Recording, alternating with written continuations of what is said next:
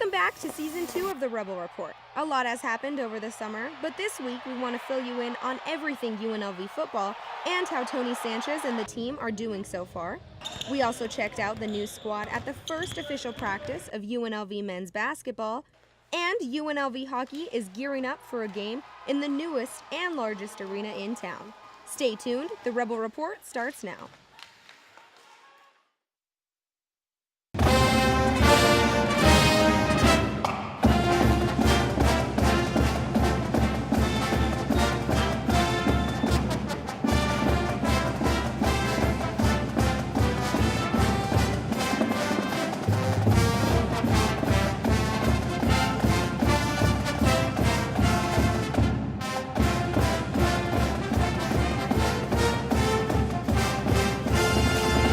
Welcome to Studio F on the campus of UNLV. This is the second season of the Rebel Report. I'm your host, Cassie Soto.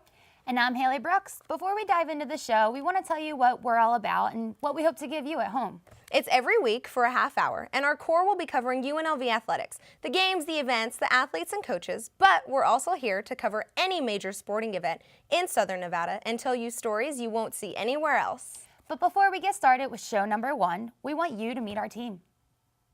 Hi y'all, I'm Barbara Farkas, and I'm going to be graduating in the spring with a degree in journalism and media studies. I have a double concentration in print and broadcast, so I'm not really sure what I'm going to do post-graduation, whether it's digital or print or broadcast, but I'm super excited to venture off into the sports world and give you guys some amazing sports news. Hi, my name is Haley Brooks. I'm originally from the fabulous city of Philadelphia. I am a broadcast journalism student here at UNLV doing the Rebel Report for the first time, and that's me. Hi guys, my name is Cassie Soto and I am a senior graduating in May. So exciting. And my ultimate dream is to be a sideline reporter either for ESPN or Fox News or any major sporting network. And the reason I am taking the Rebel Report class is to just help me make my reel and to get more experience for what it's going to be like in the real world. Hi Rebel fans, my name is Leo and I'm a junior at UNLV. This is my second time being a part of the Rebel Report, and my passion is really martial arts. I really love martial arts, traditional MMA. And yeah, my dream job one day is to be able to own my own production company and hopefully do that martial arts and cover that, do that for the rest of my life. Hey, my name is Joanne Mendoza and I'm a senior this year. The reason why I'm taking this class is to help pursue my career at ESPN. I really want to be a sideline reporter, and I feel like this is really going to help me and help me grow as an editor, as a reporter, and all that jazz. Hi, my name is Shakira Hawkins. I'm a senior at UNLV, and I'm a part of the Rebel Report because one day I'm going to be the biggest sports reporter you guys have ever seen. Thank you. I'm Luis. I'm a journalism student, and this is my second time taking Rebel Report. I love sports, and I hope to work for a sports channel one day. Hi everyone, my name is Jennifer Hurtado. So my ultimate dream is to be a news reporter for either a local station or maybe even go national. So that's the dream. I did join the Rebel Report just to get out of my comfort zone a little bit. I'm not familiar with sports, but so far I have learned a lot. I'm looking forward to the rest of the semester. Hi, I'm Chelsea Garcia and I'm a senior and I specialize in editing and audio production. I'm Lindsay DeValle and I'm a junior here at UNLV. This is my first year in Rebel Report, and I just love the world of sports, and I dream to become a sportscaster one day. So you might have noticed a few familiar faces in there. Don't worry, we didn't flunk. We just enjoyed the class so much that we took it again. And did you notice there's a lot of ladies on our team, especially for a sports show. Yeah, right? All right. All right, let's get down to business. This Saturday kicked off conference play for the UNLV football team as they face the Fresno State Bulldogs. With the amount of injuries UNLV has to deal with, there were many out of the ordinary lineup changes. However, that did not stop our Rebels. After coming off a rough loss last week, the Rebels are here again facing off against the Fresno State Bulldogs. They both have an identical 1-3 record, and UNLV has decided to start their third-string quarterback, Dalton Sneed. Rebels started the game out strong by scoring a touchdown first and then continued their lead over the Bulldogs throughout the game. Third-string quarterback Dalton Sneed even scored a touchdown in the third quarter that is the new record for the school with a 91-yard rush. This play was even featured on SportsCenter's Top 10. we were able to speak to Coach Tony Sanchez and Dalton Sneed about the 45-20 win. That's what we're doing right now. We're trying to build opportunities for this program. We haven't had a lot of opportunities in many years, but this is, it's only a second win, but it's another opportunity towards a bowl game. It's another opportunity towards a conference championship, and those goals are all still in play. So we got to go play our guts out now and execute at a high level. The whole team rallied behind me, so they settled me down real well. Coach Sanchez, Coach Cotton, they did really well with settling me down. Obviously, the nerves were there in the very beginning, but once you settle in, football is football. Doesn't matter what level you're playing at, play to win the game, and that's just rolling from there.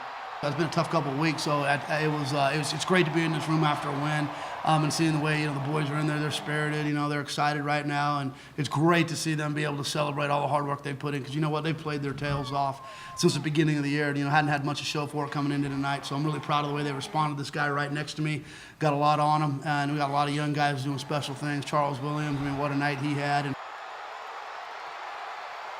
I think from July 8th until now, all the hard work and dedication that we put in as a team, UNLV is rising up again.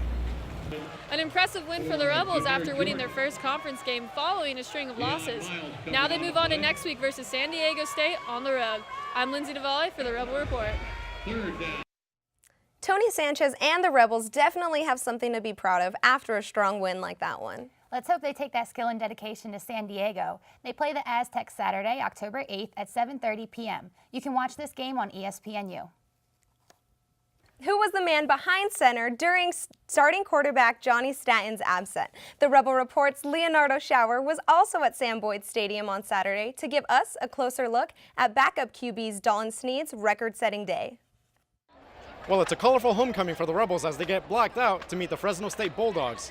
But the question on everybody's mind is, can the Rebels get past their woes under new starting quarterback Dalton Sneed? After a 3-game losing streak, the Rebels came back with a vengeance. Freshman quarterback Dalton Sneed led the charge with an outstanding performance in his first career start. Sneed completed 8 of 16 passes for 129 yards, and this 61-yard bomb to Elijah Prospero.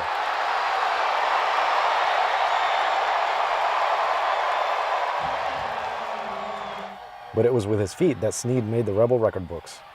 After narrowly escaping a sack for a safety, the freshman ran for a 91-yard touchdown, a UNLV record.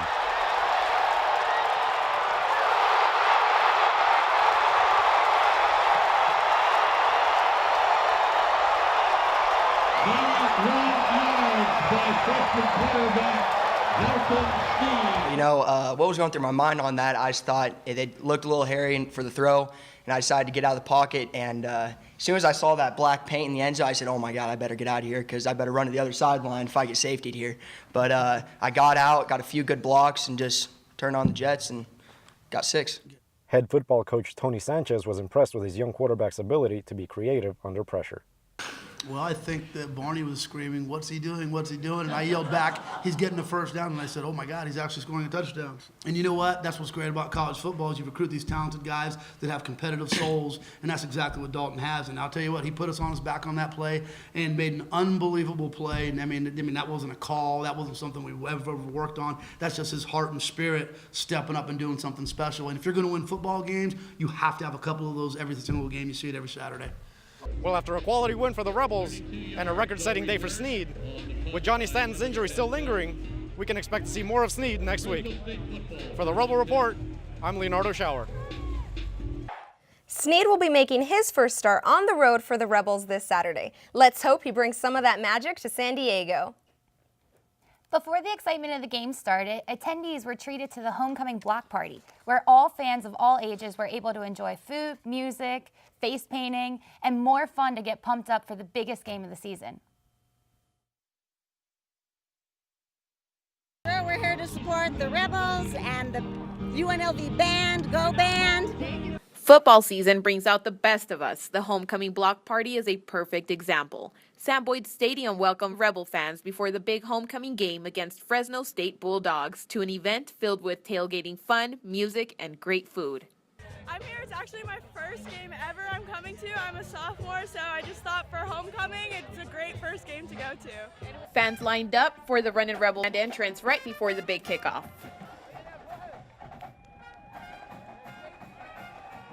It took 2 huge tour buses to bring the Rebels home. The game starts at 7:30, and we're all hoping the Rebels can bounce back against the Fresno State Bulldogs. For the Rebel Report, I'm Jennifer Hurtado. Also in attendance at the block party was the new basketball team. They signed autographs and took pictures with fans who are all excited for the new season to start, which leads us into our next story. Believe it or not, basketball season is here once again. The Runnin Rebs were back at the Mendenhall Center where we caught up with a few of the players. Friday was the first practice for the Runnin Rebels this year, which gave us a chance to get to know the new players this season. Alongside the new hire of new Rebels coach Marvin Menzies, the roster for this upcoming season has plenty of new names you're going to hear often throughout the season. One being senior transfer Chris Jones, who's taking advantage of the opportunity of playing for a new team and living in a new city. I've been having a lot of fun. Coming from New York, it's a totally different atmosphere, but it's, I'm still getting adjusted to it. But, I'm having fun, though. Jones played in all 32 games for St. John's last season and made 19 starts while averaging 8.4 points per game and 5.2 rebounds. Aside from what he's bringing to the game, Jones knows that he needs to take an additional role. I've been in a position where I had older guys to help me and guide me through my college career. So being this fifth-year senior, I'm definitely embracing that leadership role and trying to help the younger guys out. In addition to the backboard that will have an instant impact on the team is junior college transfer Chris Clyburn, who's ready to take on his new role. Bring the same thing I brought to my JUCO, play defense. I just want to do what I can to help my team win. At the end of the day, it's all about the team, but if I can bring in some individual stuff, I'll be happy with whatever it is. The 6'6" sophomore guard averaged 14.3 points per game at Ranger College while shooting 50% from three-point range. Despite the small amount of time this team has spent together so far, Jones and Clyburn feel confident going forward. I feel like for the first time for everybody playing with each other, we adjusted real well. Everybody's coming together, everybody's learning how each other play, so we become real like a family on the court. I like that everybody we're all on one page. We all want this one goal. It's not nobody going off on their own island. And I like the fact that we're all new, so we're all getting adjusted to everybody's game and personalities. But I think we're all coming together. A lot of new names on the roster this season that you might need to get familiar with, but hopefully by the end of the season you won't need a pronunciation guide. For the Rural Report, I'm Luis Negrete. As the season approaches on November 1st, we'll keep you up to date on all the latest Runnin Rebel news. Now it's time to head under the Rebel radar. UNLV men's soccer seems to be on a roll, winning their last two games after a rough start to the season. We have more with Shakira Hawkins on how our guys shut out San Jose State 4-0 on Sunday's game.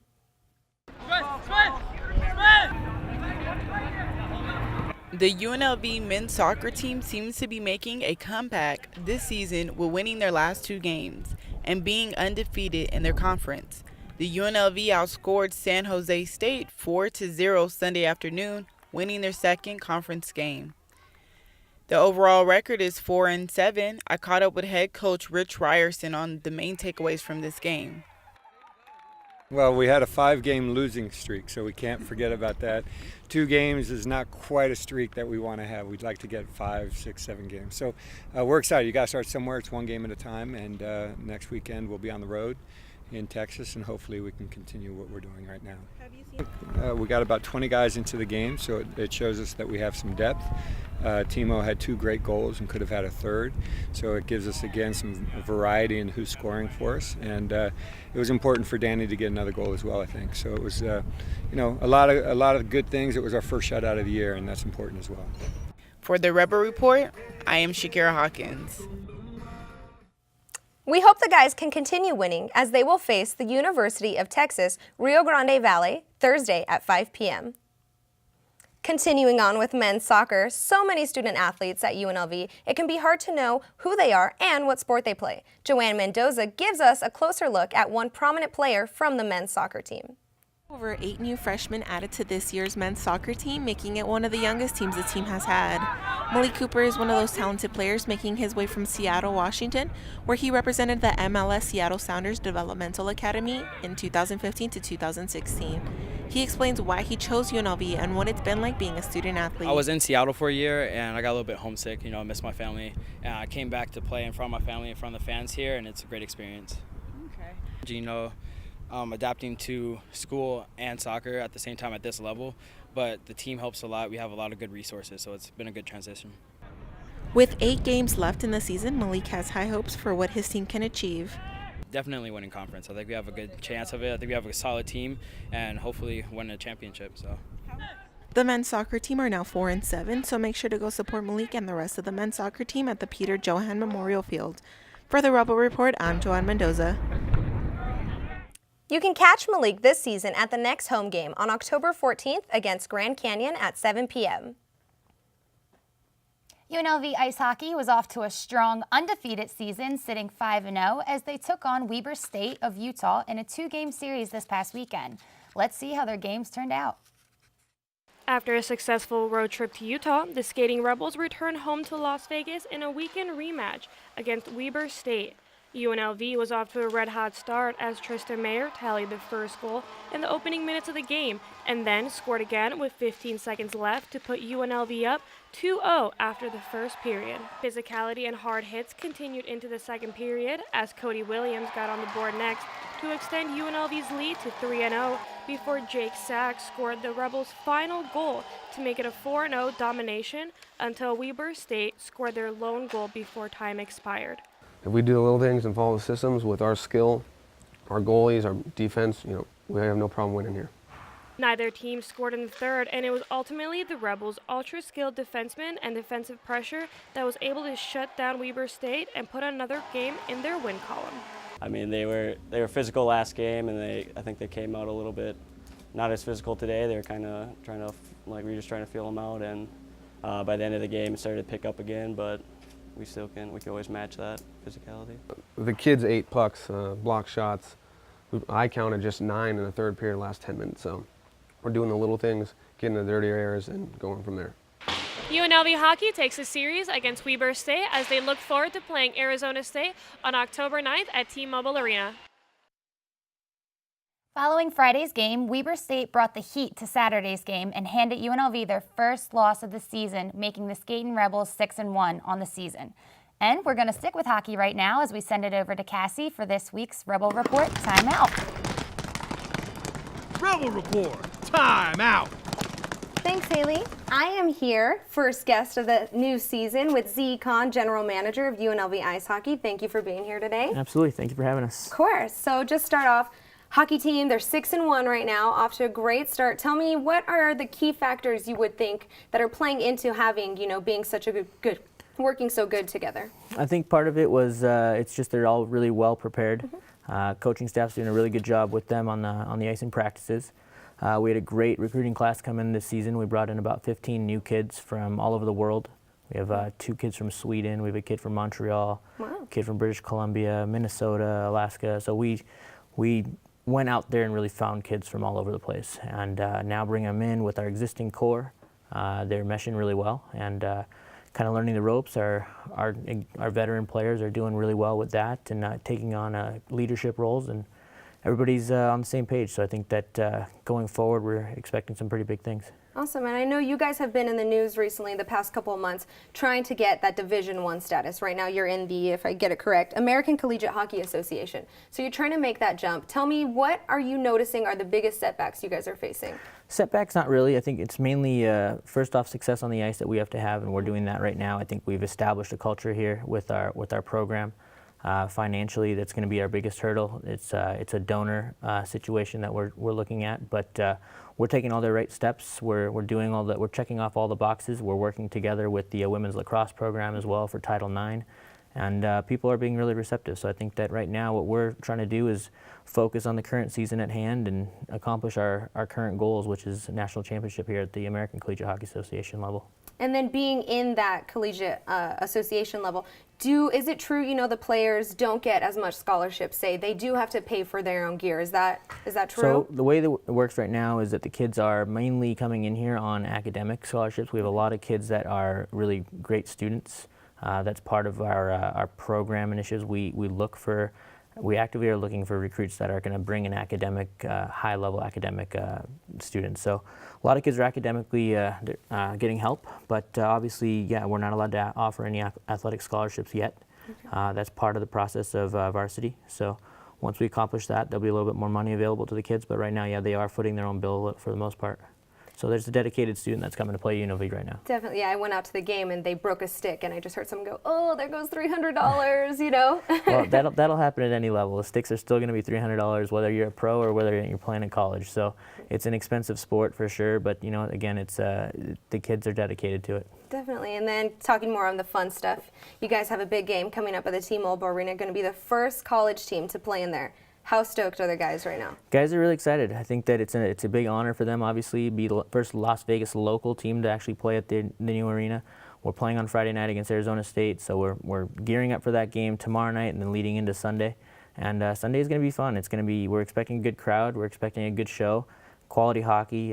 If you saw the games last weekend, I think that you'll realize now that it's fast-paced, it's hard-hitting, and it's exciting for the fans to come out and watch. So we're looking forward to Sunday. Definitely. And then so what do you think, you know, obviously a win would be great in there, but what's going to be the most memorable thing you think the guys are going to take away from this experience? I think that part of the thing is that it is a regular season game, so the kids are taking it as serious as possible. It's not an exhibition by any means. We're there to win a game, so it's, you know, another checkbox in the season. We need to, you know, this is a team that went to nationals last year, so they're right ahead of us in the rankings.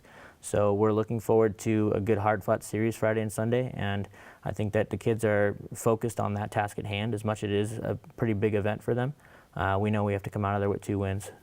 Perfect. And then before we got on camera, you mentioned something that you're teaming up with the Rebellion for students. Can you tell me a little bit about so the that? Rebellion has gone out and raised money to put students at the game. They're going to give away 100 tickets on Sunday morning at the T-Mobile Arena, and I believe they're also giving away a T-shirt, a hockey-themed Rebellion shirt. Great. So we're looking to get the students involved. We want them to come out and see the product. I think that they'll be pleasantly surprised. It is a very exciting sport, fast, so they're looking forward to that. And then again, I think that even on Saturday, our guys are going to be involved in that Fan Fest. Yeah. So we'll be out there all weekend long, kind of meeting all the Vegas hockey fans. Perfect. Well, thank you, Z, so much for stopping by. Okay. And for just a recap, the Skating Rebels will be facing ASU on Sunday at the T-Mobile Arena. The puck is set to drop around noon. And for those of you who haven't gotten or are going to get your student ticket, make sure you go to get them on axs.com. Tickets start at just $25. Now let's throw it back to Haley at the desk. Thanks, Cassie. UNLV women's soccer midfielder Katie Ballou was named Outstanding Rebel of the Week after scoring 2 goals in a 4-1 victory over Fresno State on September 25th. The award comes at a time tough for Katie, though. During the game, Ballou tore her ACL. Now she's out for the season. The NCAA is allowing her to redshirt as she recovers from the injury. The team, however, is in really good shape. They're 10-3 overall and 3-1 in the Mountain West. They will face San Diego State on Friday. The UNLV Swimming and Diving Squad held its first meet of the season, an intra-squad meet where it was Scarlet versus Gray.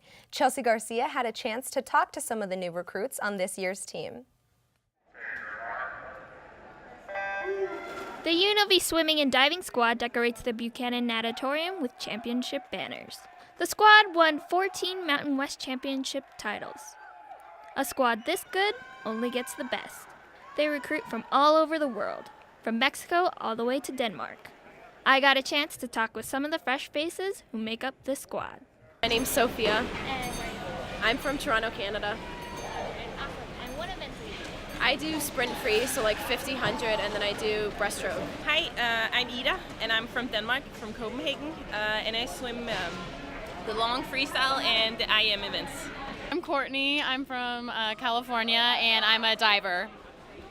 Hi, my name is Maite, I'm from Mexico, I am a distance swimmer. My name is Dagan Kipling, I'm from Carson City, Nevada, and I swim IM and breaststroke. Under new head coach Ben Lurs, the UNLV Swimming and Diving Squad hope to take home another championship title. For the Rebel Report, I'm Chelsea Garcia. The UNLV Swimming and Diving's first official meet will be held on Saturday, October 15th at UNR. And a new home for UNLV football is much needed, and Oakland Raiders owner Mark Davis has committed to his team to Las Vegas if a new stadium is built. A special session of the Nevada State Legislature will begin on Monday as ordered by Governor Brian Sandoval to debate the financing proposal for a $1.9 billion NFL-ready stadium. However, with $750 million in proposed public funds, do the dollars really make sense? $750 million will come from public funding, the most ever contributed to a stadium by the public. The rest of the costs will be split between Sheldon Adelson and the Oakland Raiders. According to the proposal, the public money will come from a 0.88% increase in the hotel room tax. If the projected tax revenues don't hit their mark, the public and county would still be on the hook for the bill. The major selling point of building this new state-of-the-art 65,000-seat stadium is that it will be the new home of the Raiders. Developers say a stadium like this one would deliver a large economic boost to the city on its own, creating thousands of jobs, increasing tourism, and earning hundreds of millions of dollars. A study cited by developers on the economic impact of Super Bowl 50 in San Francisco found that it had a net positive economic impact of roughly $240 million. Of course, the state legislature still has to approve the deal, and the Raiders still need to get approval from the NFL. Cowboys owner Jerry Jones has already expressed his approval of the move. Thinking about the Rebels playing in a multi-billion-dollar stadium is absolutely nuts. That would be crazy. Can you imagine the rebellion there? It would be nuts. But before anybody gets too excited, the legislature still has to approve any package with a 2/3 vote from both the Senate and the Assembly. The special session for the state legislature begins sometimes next week. That's a wrap. We did it. Show one, season 2. Thanks for watching the new season of the Rebel Report. And if you ever have any stories, any ideas for stories that you think we should cover, be sure to stay in touch with us on any of our social media accounts. You can follow us at Rebel Report UNLV on YouTube, Rebel Report _UNLV on Instagram, and at Rebel Report UNLV on Twitter. See you next week.